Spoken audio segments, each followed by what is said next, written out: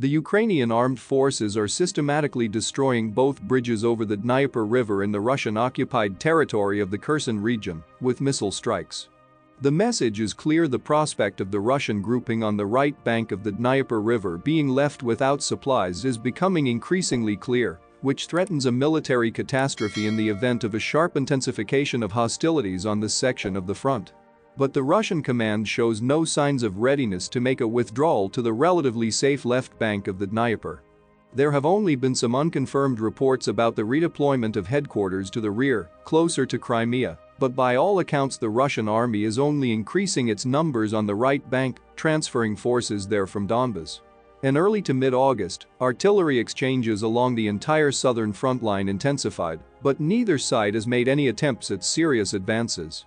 Another reality of recent days is the explosions and fires in annexed Crimea, which until recently was considered a safe haven and where thousands of Russian tourists went to spend their summer vacations. The Ukrainian army is holding a small bridgehead on the left bank of the Ingulets River, south of the village of Davidov Brod. If the 1-kilometer stretch is to be held by at least an incomplete company of 100 men, a front from Kherson to Donetsk would require 50,000 soldiers, and that's just counting the combat units on the front line. By the standards of World War II, it is impossible to keep the defense on such a front with such forces. For example, the German Army Group Southern Ukraine, operating in 1944 on a slightly different but comparable in length section of the front, had 3 general armies and many auxiliary units. The figures vary, but there were at least 500,000. The Red Army had even more. The Wehrmacht grouping there was eventually defeated.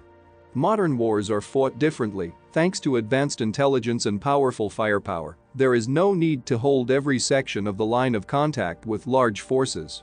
There are zones under the control of one of the warring parties, and there are so-called gray zones, where there are no troops, but it is impossible to occupy them, because enemy artillery and aviation will immediately cover them. Where the probability of an enemy strike is the highest, fortified areas are formed and additional forces are pulled in. But the step is the step, and as they say, 100 roads are all yours. If you miss the enemy's breakthrough, even with small forces in any of the areas, you will be in trouble. Tanks and mobile artillery with the support of infantry will quickly suppress pockets of resistance, turn to the flanks, and begin to destroy the line of defense, and into the resulting gap will pour other units, developing tactical success.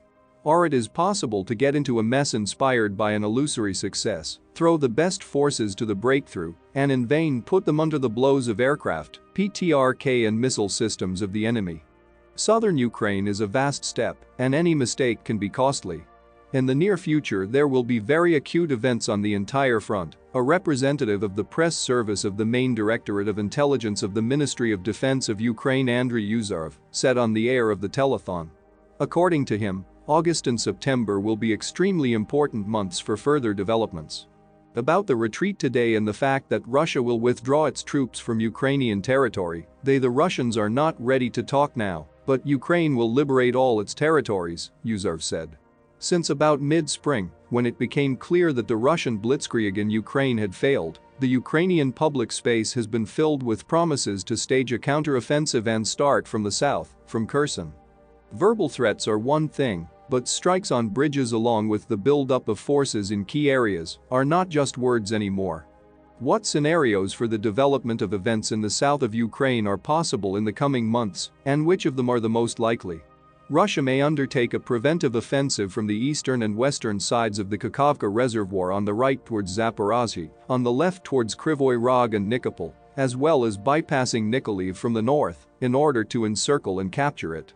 There are no prerequisites for the realization of such an ambitious plan as the capture of Kryvyi Rog and Zaporozhye, but with luck, the Russian troops will be able to push back the Ukrainian troops to a distance of 90-100 kilometers from the bridge at Novokakhovskaya HPP. Ukrainian artillery will still reach the Antonovsky and Darivsky bridges from Nikolaev. To ensure its inaccessibility to attacks by HIMARS and to buy the threat of a complete blockade of the Kherson and Kryvyi Rog groups, Ukraine can launch a series of diversionary and main strikes to the south and southeast, including from a bridgehead on the left bank of the Ingulets River near Davidovy Brod, in order to reach the right bank of the Dnieper.